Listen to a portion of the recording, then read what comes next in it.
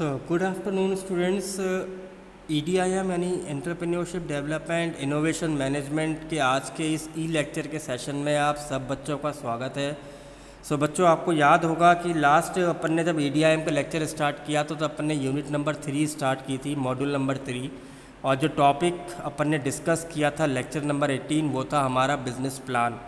तो उसमें मैंने आपको बताया था बिज़नेस प्लान लिखने के लिए गाइडलाइंस क्या हैं, कौन से 3 सेक्शंस हैं, बिज़नेस प्लान कितने तरीके का होता है, 4 तरीके का होता है, mini plan, working plan, presentation plan, electronic plan. हर एक प्लान की खूबियाँ और उसमें ध्यान रखने वाली बातें मैंने आपको बताई।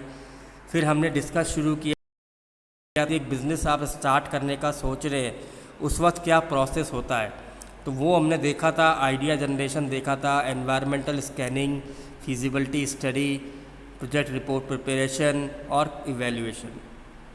तो हमने स्टार्ट कर दिया था आइडिया जनरेशन से। एनवायरमेंट स्कैनिंग में भी हमने एक्सटर्नल एनवायरमेंट के अंदर 2 पॉइंट्स को पढ़ा था, सोशो कल्चर और टेक्नोलॉजिकल। अब इसी को हम कंटिन्यू कर रहे हैं एक्सटर्नल को अंदर ही। तीसरा आता है इकोनॉमिक अप्रेजल। इकोनॉमिक अप्रेजल कहता है कि स्टेटस ऑफ द सोसाइटी, जिस सोसाइटी को आप सर्व करने वाले हो अपने बिजनेस के थ्रू, उस सोसाइटी का स्टेटस क्या है। इकोनॉमिक डेवलपमेंट के दृष्टिकोण से, पर कैपिटल इनकम के पॉइंट ऑफ व्यू से, नेशनल इनकम के पॉइंट ऑफ व्यू से, कंज्यूमर के कंजम्पशन पैटर्न के हिसाब से हमें स्टडी करनी है कि कस्टमर की बाइंग पावर क्या है।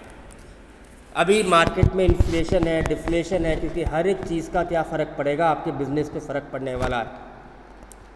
देन एक्सटर्नल के अंदर नेक्स्ट आता है आपका डेमोग्राफिक। ये पॉपुलेशन की स्टडी बता रहा है। ज्योग्राफिकली हमें देखना है कि ज्योग्राफिकली हमारा कंज्यूमर कहाँ अवेलेबल है, कहाँ पे हमें मैक्सिमम पॉपुलेशन मिल सकती है। तो यहाँ पे हम जो कंक्लूड कर रहे हैं वो है पैरामीटर सेक्स का, एज का, प्रोफाइल का, डिस्ट्रीब्यूशन का, ऑक्यूपेशन का, इनकम का। इन सब के बेसिस पे हम अपने इंडस्ट्री, अपने गुड्स, अपनी सर्विसेज को क्या करेंगे, सेगमेंट कर लें। देखेंगे हम एक बार कि कौन से एज, कौन से ग्रुप, किसके लिए हम प्रोडक्ट को बना रहे हैं, सर्व करने की कोशिश कर रहे हैं। देन एक्सटर्नल में जो मेन कंसर्न है वो है गवर्नमेंट अप्रेजल। इसमें हमें ये स्टडी करना है कि जो बिज़नेस हम स्टार्ट करने वाले हैं उसमें गवर्नमेंट की क्या रूल्स हैं, क्या पॉलिसीज़ हैं, क्या लॉज हैं, क्या लीगल फॉर्मेलिटीज़ हैं, किन किन प्रोडक्ट सर्विसेज में, हमारे इस प्रोडक्ट सर्विस में क्या कोई सब्सिडी गवर्नमेंट ने दे रखी है या कहीं हमारे लिए हडल या बैरियर क्रिएट होने वाला है, कहाँ हम लोग फ्लेक्सिबिलिटी को यूज़ कर पाएंगे, कहाँ हमें किस एरिया में, किस लोकेशन पे कौन सा बिज़नेस स्टार्ट करना है। ये सारी चीज़ें हमें गवर्नमेंट अप्रेजल में समझनी है। देन आता है हमारा इंटरनल। इंटरनल के अंदर पहला आता है रॉ मटेरियल, कि आपका रॉ मटेरियल कब आपको कितनी जल्दी अवेलेबल हो जाएगा आपके बिज़नेस प्लांट पे, जहाँ से आप ये बिज़नेस स्टार्ट करने की सोच रहे हैं, क्योंकि आपको प्रोडक्शन करना है। और आपका बिज़नेस जिस चीज़ का है उसमें अगर रॉ मटेरियल अगर ऐसे है जिसमें शॉर्टेज रहती है तो आपको प्रोडक्शन के लिए स्टॉक पहले से रखना पड़ेगा, इन्वेंट्री आपकी ज़्यादा कॉस्ट बढ़ा जाएगी।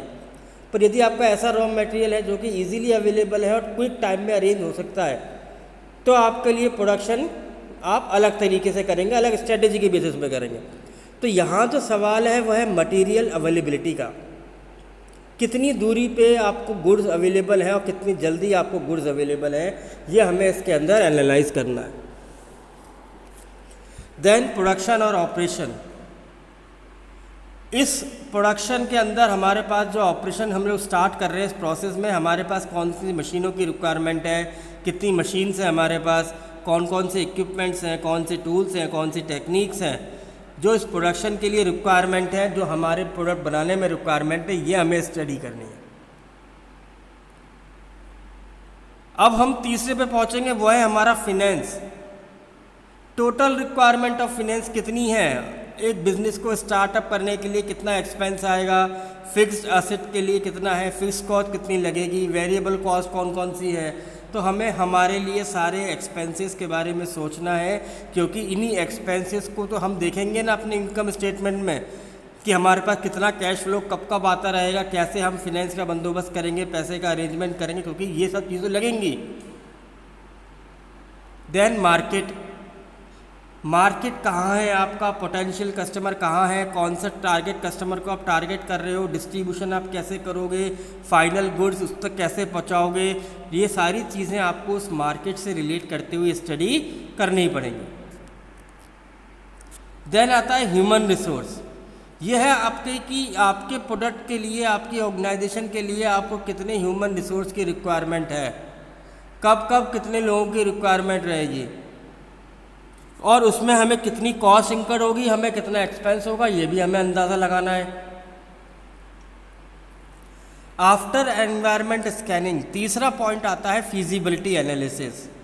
अब आपको डिटेल एनालाइज करना है हर एक एक्सपेक्ट से अपने बिजनेस के लिए, जो कि आपके बिजनेस की क्रेडिबिलिटी और गुडविल से रिलेट करता है। जैसे मान लीजिए पहला मार्केट, तो मार्केट क्या कह रहा है, मार्केट डिमांड कितनी क्रिएट हो पाएगी, जनरेट हो पाएगी, मार्केट शेयर आप क्या कर पाएंगे, सर्विसेज के रिगार्डिंग आप फ्यूचर में कैसे इसको अच्छा बना पाएंगे।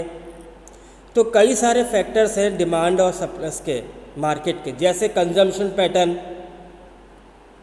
अवेलेबिलिटी ऑफ सब्सटीट्यूट गुड्स और सर्विसेज जो मार्केट में अवेलेबल है। कई कस्टमर आपके प्रोडक्ट को छोड़ के किसी सब्सटीट्यूट प्रोडक्ट को फाइनली सिलेक्ट कर ले जो कि आपसे सस्ता है, तो भी आपके लिए नुकसान हो जाएगा। Then technical analysis, operational ability को हमें चेक करना है यहाँ पे, हमारी टेक्निकल एबिलिटी, ऑपरेशनल एबिलिटी। तो इनके लिए हमें तो डेटा रिक्वायरमेंट है, जैसे हमारे लिए मटेरियल कहाँ से मिलेगा हमें, इसके लिए हमें प्लानिंग की रिक्वायरमेंट कब कब होगी, प्लांट को कहाँ पे लोकेट किया जाए, एस्टेब्लिश किया जाए, प्लांट की कैपेसिटी क्या होनी चाहिए प्रोडक्शन के हिसाब से, और उस ऑपरेशन के हिसाब से हमें कौन कौन सी मशीनरी और इक्विपमेंट चाहिए, ये हमें इस टेक्निकल में समझना है। देन आता है मार्केटिंग प्लान। मार्केटिंग प्लान बताएगा कि how you create your strategies और execution of planning in terms of strategy. जो आप मार्केटिंग में यूज़ कर रहे हो, प्रोडक्ट, प्राइस, प्लेस, प्रमोशन, ये आपके कस्टमर्स की डिमांड को स्ट्रॉन्ग कर पाएंगे, जनरेट कर पाएंगे या नहीं। फिर ऑपरेशनल प्लान, जैसे आपका सर्विस सेक्टर के अंदर ऑपरेशन प्लान बहुत ज़्यादा इंपॉर्टेंट रोल प्ले करता है, आपकी मार्केटिंग का एक पार्ट है प्रोसेस। तो यहाँ आपको location, layout, cost, material availability, human resource availability, ये सब हमें देखने पड़ेंगे। देन हमें बनाना है अपना ऑर्गेनाइजेशनल प्लान कि आपकी बिजनेस का स्ट्रक्चर क्या है, और प्रोप्राइटरशिप है, सोल ट्रेडिंग कंपनी है, फैमिली बिजनेस है आपका, प्राइवेट पार्टनरशिप है, या लिमिटेड कंपनी बनने वाले हो आप, क्या आपका व्यू है, क्या विज़न है। देन फाइनेंशियल, जिसमें आप अपने funds, income statement, cash flow, break even, balance sheet, trading, liabilities, इन सब चीज़ों के बारे में आप क्या कर रहे हो, डिटेल डिस्कशन कर रहे हो और उसको इवेल्युएट कर रहे हो। तो फिजिबिलिटी स्टडी में तो आप चीज़ों को क्या कर रहे हो, एनालाइज कर रहे हो ना। देन नेक्स्ट स्टेप आ जाता है आपका प्रोजेक्ट रिपोर्ट। प्रोजेक्ट रिपोर्ट क्या है, ये एक रिटन डॉक्यूमेंट है जो कि आपके स्टेप बाय स्ट्रेटजीज़ को इवेल्युएट करने में मदद करता है। तो जो भी आपने अपने बिजनेस प्लान में लिख रखा है, ये आने वाले 3 साल, 4 साल, 5 साल में हम ऐसा करेंगे, हम इस तरह से एक्टिविटीज़ करेंगे, इतना प्रोडक्ट बनाएंगे, इतना सेल्स करेंगे, तो ये सब चीज़ों को इवेल्युएट करने में और कंट्रोल करने में काम आता है।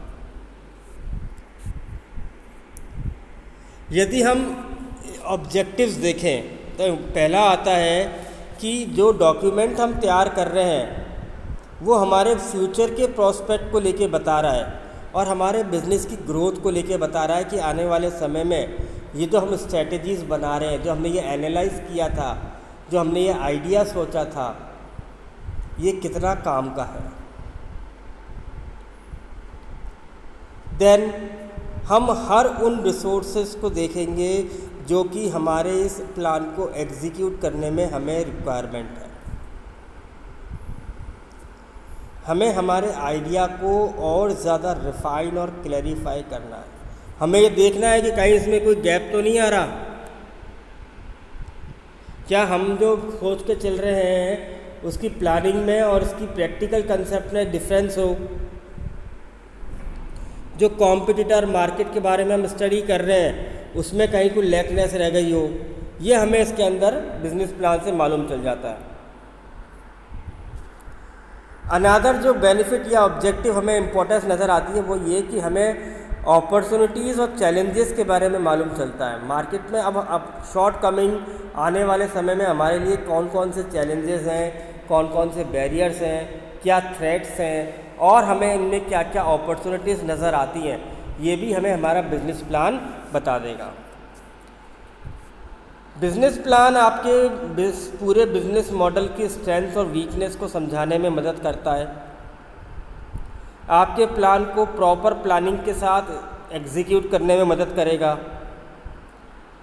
ये बताएगा कि मार्केट में क्या कंडीशन रहेगी, फाइनेंशियली क्या कंडीशन रहेगी और ऑर्गेनाइजेशनल और ऑपरेशनल आपको क्या क्या करना है, कौन कौन से फाइनेंशियल इंस्टीट्यूशन हैं और आपको कब कब इन फाइनेंशियल इंस्टीट्यूशन से लोन की रिक्वायरमेंट है, वो आप अपने फाइनेंशियल सेक्शन से समझ जाएंगे।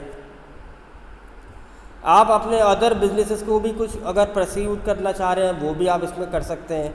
अगर आपका बिज़नेस ये है कि आपका कहीं ये जो नया बिज़नेस है ये पुराने एग्जिस्टिंग बिज़नेस को हेल्प करेगा वैल्यूबल टर्म्स में, वो भी आपके लिए हेल्प हो जाएगी।